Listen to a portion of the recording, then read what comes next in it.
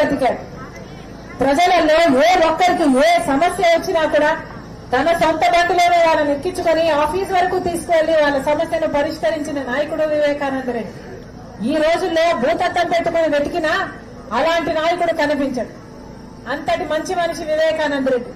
రాజశేఖర రెడ్డి గారు, వివేకానంద రెడ్డి గారు ఈ ప్రజలకు, కడప జిల్లా ప్రజలకు కానీ రాష్ట్రానికి కానీ చేసిన సేవలు చెప్పాలంటే ఎన్నెన్నో ఉన్నాయి. అలాంటి నాయకుడు వివేకానంద రెడ్డిని 5 సంవత్సరాల క్రితం గొడ్డలితో ఘోరాతి ఘోరంగా నరికి చంపారు.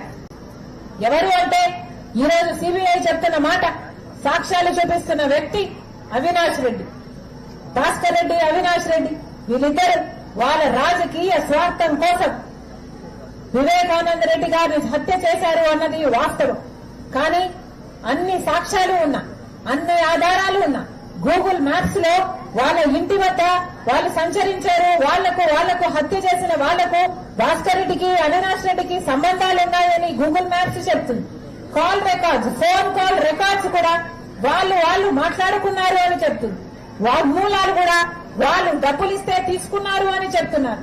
మరి ఇన్ని సాక్ష్యాలు, ఇన్ని ఆధారాలు ఉన్నా సిబిఐ వేలెత్తి అవినాష్ రెడ్డి అని చెప్తున్నా కూడా ఈ రోజు వరకు కూడా శిక్ష పడలేరు హత్య చేసిన వాళ్లకు గాని, హత్య చేపించిన వాళ్లకు గాని. 5 సంవత్సరాలు అయింది అంత గొప్ప నాయకుడిని హత్య చేసి. ఇక 5 సంవత్సరాలు అయ్యి అంత గొప్ప నాయకుడికే న్యాయం జరగకపోతే ఇక మన దేశంలో, మన రాష్ట్రంలో సామాన్య ప్రజలకు ఏం న్యాయం జరగాలి? ఈ రోజు వరకు కూడా సాక్ష్యాలన్నీ చెప్తున్నా కూడా ఆయనకు శిక్ష పడడం లేదు. అంటే ఎందుకు పడడం లేదు? ఎందుకంటే జగన్మోహన్ రెడ్డి గారు అడ్డం నిలబడ్డారు కాబట్టి. ఎందుకంటే జగన్మోహన్ రెడ్డి గారు ఆయన అధికారాన్ని వాడుకొని అవినాష్ రెడ్డిని కాపాడుతున్నాడు కాబట్టే ఈ రోజు వరకు కూడా హత్య చేసింది ఫలానా అని తెలిసి కూడా సిబిఐ ఒక్క అడుగు కూడా ముందుకు వేయలేకపోతుంది. అధికారాన్ని ఇచ్చింది ఎందుకు జగనన్నకు? ప్రత్యేక హోదా తీసుకొస్తాడు అని. అధికారం ఇచ్చింది ఎందుకు జగనన్నకు? మంచి మంచి ప్రాజెక్టులన్నీ ఉన్నాయి, నీటి ప్రాజెక్టులన్నీ, జలయజ్ఞం అన్ని పూర్తి చేస్తాడు అని. ఎందుకు ఇచ్చారు జనం అధికారం? మనకు రాజధాని, ఆంధ్ర రాష్ట్రానికి కనీసం ఒక రాజధాని అంటూ ఒకటి ఉందా? మనం తలెత్తుకొని చెప్పుకోగలేటట్టు ఒక రాజధాని కూడా లేదే. నేను రాజధాని కడతాను అంటే నమ్మి ఓట్లేశారు జనాలు. వచ్చిందా? కడప స్టీల్ ఫ్యాక్టరీ రాజశేఖర రెడ్డి గారు ఉండుంటే ఈ పాటికి ఎప్పుడో పూర్తయ్యేది. అన్ని కలిపితే 1,00,000 ఉద్యోగాలు ఇచ్చే ప్రాజెక్ట్ ఆ ప్రాజెక్టు. కానీ ఇంతవరకు జగనన్న గారు 5 సంవత్సరాలుగా ముఖ్యమంత్రిగా ఉన్న శంకుస్థాపనలు వేయడమే తప్పితే ఒక్క అడుగు కూడా ముందుకు పడలేదా ప్రాజెక్టు? ఈ రోజు వరకు కూడా పూర్తి కాలేదు అంటే మరిది వైఫల్యం కాదా అని అడుగుతున్నాం. అవినాష్ రెడ్డికి ఓట్లేసి గెలిపించిన ఎంపీ మరి మీకోసం నిలబడ్డా? కడప స్టీల్ ఫ్యాక్టరీ ఎందుకు కాలేదు అని ఎప్పుడన్నా ప్రశ్నించాడా? అసలు కడపకు, బెంగళూరుకు రైల్వే లైన్ కాకపోతే ఈ రోజు వరకైనా ఒక్కసారైనా నిజంగా కొట్లాడారా? ప్రత్యేక హోదా కోసం ఒక్క నిజమైన ఉద్యమమైనా చేశారా? ఏం చేసినట్టు? ప్రజలకు కనీసం ఆదుకుంది లేదు గాని ఈ రోజు కనీసం మంచినీళ్లు కూడా లేదు అని ఎక్కడికి వెళ్ళినా చెప్తున్నారు. అంటే ఇక వీళ్ళ నాయకులు ఎందుకు వాడుకుంటున్నారు వీళ్ళ అధికారాన్ని వాడుకొని హంతకులను కాపాడడానికి వాడుకుంటున్నాడు జగనన్న గారు అధికారాన్ని. వీళ్ళ అధికారం కేవలం వాళ్ళ పదవిని పెట్టుకోవడానికి, వాళ్ళ స్వార్థం కోసం, వాళ్ళ కుర్చీని కాపాడుకోవడం కోసం వాడుకుంటున్నారు తప్పితే ప్రజల కోసం వాడుకుంటున్నారా? ఇదంతా ఒక ఎత్తు అయితే 5 సంవత్సరాలైనా హంతకులకు ఇప్పటి వరకు శిక్ష పడలేదు.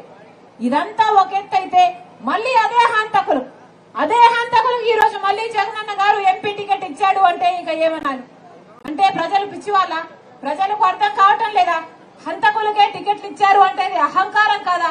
ఏమనుకోవాలి?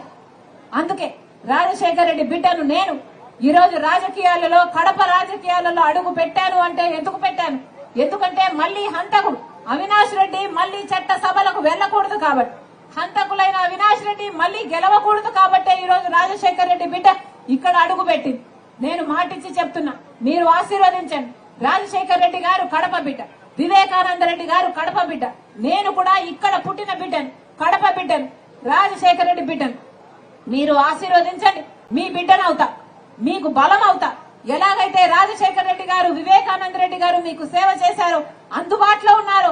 రాజశేఖర రెడ్డి బిడ్డగా చెప్తున్నా, మీరు గెలిపించండి, మీకు అందుబాటులో ఉంటా, మిమ్మల్ని నా భుజాన మోస్తా, మీకు అండగా నిలబడతా. మీకు ఏ కష్టం వచ్చినా మీ ఎంపీగా, మీ నాయకురాలిగా మీ పక్షాన నేను కొట్లాడడానికి నేను రెడీ అన్నా.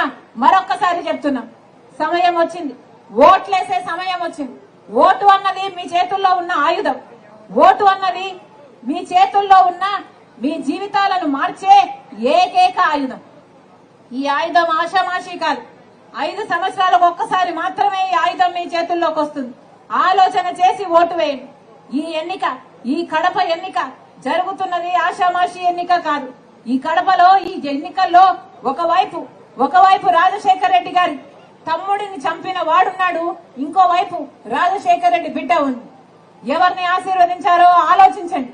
ఆలోచన చేసి ఓటు వేయండి. అన్నా డబ్బులు ఇస్తారు, అధికార పక్షంలో ఉన్నారు, వైసీపీ అధికారంలో ఉంది, జగనన్న గారు అవినాష్ రెడ్డి డబ్బులు ఇస్తాడు. మీ డబ్బులే తీసుకోండి. కానీ ఓటు వేసేటప్పుడు మాత్రం ఎవరికి వేయాలి అని మీరు న్యాయం పక్షాన ధర్మం పక్షాన నిలబడకపోతే మన నేలకు శాపం తగులుతుంది, మన బిడ్డలు బాగుపడు. న్యాయం పక్షాన ధర్మం పక్షాన నిలబడండి, న్యాయాన్ని గెలిపించండి. హంతకులు ఉండాల్సింది చట్టసభలలో కాదు, హంతకులు వెళ్లాల్సింది జైలు. మీ అందరూ బుద్ధి చెప్పాలని రాజశేఖర రెడ్డి బిడ్డగా, మీ ఎంపీగా నన్ను ఆశీర్వదించాలని, జ్యోతమ్మని ఎమ్మెల్యేగా, బద్వేల్ కాంగ్రెస్ పార్టీ ఎమ్మెల్యే అభ్యర్థి జ్యోతమ్మ మీరు ఆశీర్వదించాలని మీ రాజశేఖర రెడ్డి బిడ్డ మరొకసారి శిరస్సు వంటి చేతులు జోడించి మనస్ఫూర్తిగా మిమ్మల్ని ప్రార్థిస్తాను. జోహార్.